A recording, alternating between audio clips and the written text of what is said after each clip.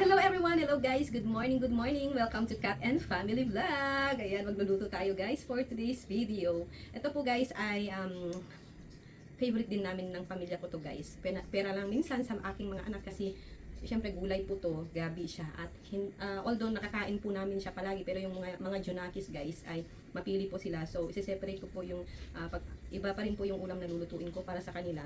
At kung magustuhan din nila at ipatikim ko rin sa kanila mamaya, sana nga lang, wish ko lang na sana magustuhan nila guys. Dahil alam nyo naman, tayong mga nanay ay hirap nang pakainin ang mga bata ngayon ng gulay. Alam nyo ba yun? So, alam nyo yung style ng mga nanay guys, minsan ginagawa nilang giniling, ilalagay sa Shanghai, pang Shanghai, ganyan. Kaya kung ano-anong giniling na lang yung ginagawa para mapakain yung mga junakis ng gulay. So sa akin naman guys, ayan, magluluto ako ngayon ng gataang gabi guys. Pero wala pa nga pala akong gata guys sa gabi. Mamaya guys, nagpapabili na lang ako habang niluluto ko tong gabi guys. So tara guys, samahan niyo akong sindihan ito. Ayan. Ito guys, nabili ko nga pala sa TikTok shop. Yan, oh. Electrical siya na tawag dito na kumbaga USB lighter. Ay, so ganyan lang guys. Diba? Yun lang siya. I-charge lang siya sa USB. Charis. But ngayon guys ay use oil po ang gagamitin kong mantika. Use oil. Ayan. So painitin muna natin to. Then after that, I will put some mantika. Some mantika guys. Then next guys, ito, syempre dahil ayaw natin ng karne ngayon, charis. Ayaw ko muna sa karne. Ang isasahog ko sa kanya na pinakamit niya is tinapa. Guys, ganito.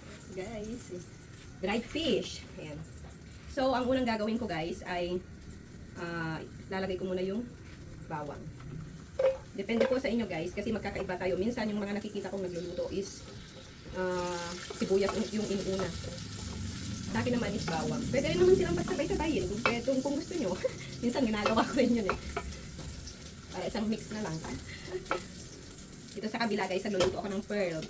Pearl ng milk tea. Pwede rin sa panghalo-halo. Yan. So next natin guys is yung sibuyas na puti.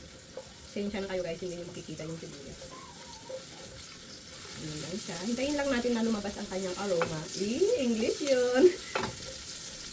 Alam ko guys, kayong mga nanay, tayong mga nanay, mga tatay na nag-iwan sa bahay, minsan namumroblema or lagi, ganyan, dahil sa niluluto natin kung ano pa yung mga uulamin natin guys. Ayan. So ilagay ko na yung kamatis guys. Ayan, lagyan ko siya ng kamatis. Isang kamatis lang to guys. Sabi ko naman guys, alam niyo mga kapamilya, kapag magluto tayo, be sure na taos-puso sa inyong puso. Taos sa inyong puso. Kasi kung nagluluto kayo ng padabog at wala man lang enjoyment, ibig sabihin, masakit sa loob nyo ang pagluluto. Pero kung nagbihis kayo, nagmaganda, siyempre, mas lalong sasarap ang ating lulutuin. Sarit lang guys, mas sasarap ang lulutuin kung kompleto ang mga recados ninyo. Yun. Samahan lang natin ang sipag sa pagluluto. Ayan, next naman ay, lalagay ko na yung dried fish, yung tinapa namin na sa ibanag ay sinapa. Ayan. Hirap-hirap ko lang to guys. Mix-mix ko lang. Mekus-mekus lang, mga insan. So, ayan guys. So, ayan guys, ganyan po siya. Ayan. Oh, nakita ko na sa inyo kung paano. So, ang next naman na ilalagay natin guys ay itong, tingnan nyo guys, isang palanggana ng gabi. Lagay natin ito.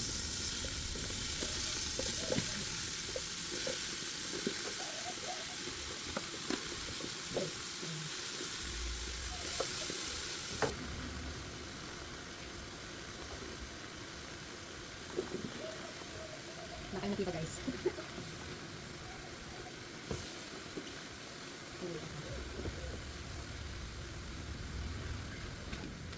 Ito guys, lagyan natin siya ng paminta. Magic sarap guys. Magic sarap, baka naman.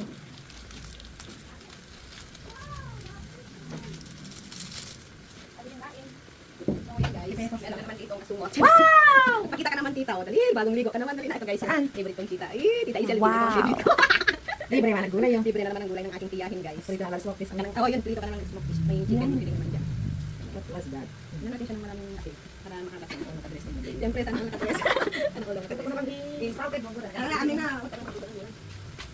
Ito nilabi. So, yan guys. Tatakpan ko muna to guys. Hindi ko muna siya ihahalo-halo ng ganyan kasi baka mangangati tayo guys. At sabi nila pag nagluto ka ng gabi dapat sit your mouth. Guys, tatakpan ko na muna. I-pressure na natin siya guys. Ilagay ko guys. Ayun, parang bulalo. Feeling ko nasa pista na ako guys. Bye! See you maya. So ayan guys, tumutunog na ang ating bulalo. Nakita naman guys. Chicken fillet. Ayan guys.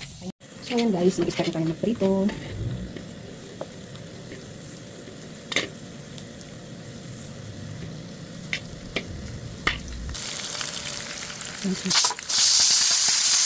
Guys, konting paalala lang po kapag gumamit po kayo ng pressure cooker, huwag na huwag po ninyong bubuksan agad sa kanyang handle. O kaya basta huwag niyo po muna bubuksan yung takip ng pressure cooker kapag hindi pa po malamig guys. O kaya kapag hindi nyo na itaas yan or natanggal. Isang way po para mabilis bumaba yung pressure niya is pwede nyo po siyang babaran ng tawag doon Iran water. Yan. Yung buhusan ng tubig yung taas niyan para bumaba yung pressure niya guys. So, sana nakatulong yun sa inyo guys. So, ito na po yung ating laing guys. Ayan. Nakita niyo kung medyo na siya. So, lalagyan ko na siya ng gata guys. So, yun guys. Lalagyan ko siya ng Coco Mama. Ito, tira lang guys. Pero may nabili na rin ako ng isa guys. Ayan. So, yun guys. Coco Mama. Unang tiga. Fresh gata guys.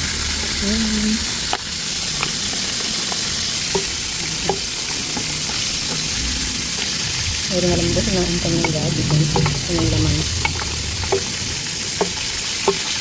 So guys, ayan, taste test na tayo at lagi ko sinasabi na hindi masasabing masarap ang pagkain kapag walang kanin. So ayan, unang subo guys para sa inyo syempre.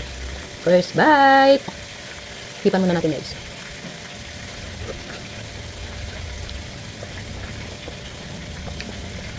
Wow guys, perfect. Ayan guys. Ano sa inyo, pag walang kanin, hindi masarap ang pagkain. Kasabihan lang ng buntis yun, guys. Kayo, anong kasabihan nyo? Eating food is healthy. Eating veggies is healthy. Gulay is life. Mabre. Swak na swak, guys. Okay na. Okay na to.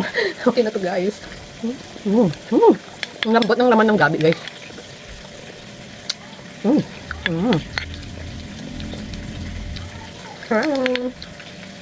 Bye guys. Thank you for watching. Yun lang.